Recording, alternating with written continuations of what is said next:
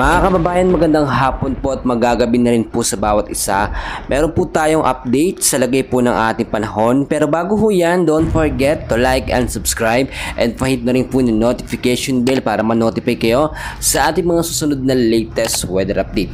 Sa kasalukuyan mga kaibigan, as of now ay wala pong nakapasok na bagyo or low pressure area sa loob po ng Philippine Area of Responsibility. Pero sa labas po ng PAR, meron po tayo mga minomonitor dyan, na cloud cluster or kumpul ng kaulapan. Then meron po tayong nakikita dyan mga kaibigan na sama ng panahon.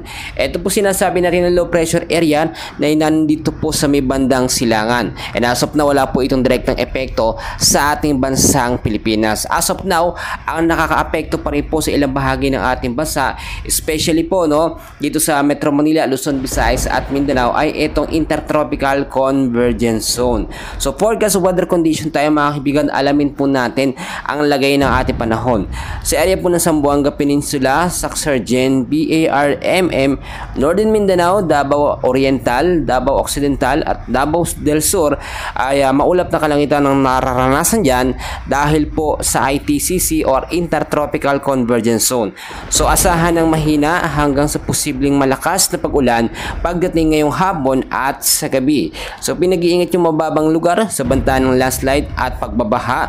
At sinasabi ko mga kaibigan, dito sa area ng Visayas, Palawan, dalas po ng Mindanao, asahan din ang maulap na kalangitan na merong mga isolated light rains and heavy rainfalls dahil pa rin niya sa ITCZ or Intertropical Convergence Zone. Sa area ng Cagayan Valley, Aurora, Quezon at Bicol Region, maulap din ang mga kalangitan na mararanasan dyan mga kaibigan. At pagdating ngayong gabi, mahina hanggang sa posibleng malakas na pag-ulan ang ating posibleng asahan or dahil yan sa easterlies o yung mainit na hangin na nanggagaling po sa may karagatang Pasipiko.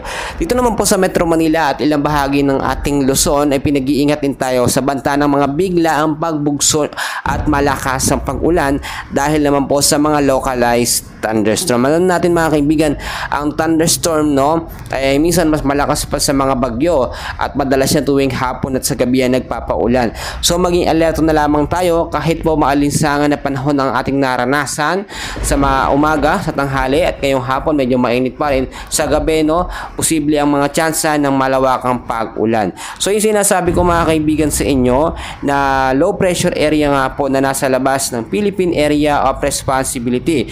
Within the next 2 weeks po ay hindi lamang ito ang ating i-monitor. Dahil na rin po sa tala ng Japan Meteorological Agency, etong sama ng panahon na ito ay posibleng pumasok sa loob ng Philippine Area of Responsibility. By next week po yan, yan yung sinasabi natin na malaki ang tsansa. Patasop na wala itong direktang epekto pero maging handa na lamang tayo sa banta ng anumang sama na panahon na papasok po sa loob ng ating bansa. Papakita ko sa inyo mga kaibigan yung pinaka-live radar natin para ma-check nyo at makita nyo rin na meron tayong binabantayan at hintay gumagawa ng mga update na walang kwenta po mga kaibigan. So ito po, makikita nyo dalawang cloud cluster. Ang isa po dyan ay isang ganap na low pressure area at malaki din ang tsansa na maging isang tropical depression or mahinang bagyo. So yun lang mga update natin for today, and please huwag kalimutan na i-like at subscribe ang ating channel for more weather updates. Maraming salamat po.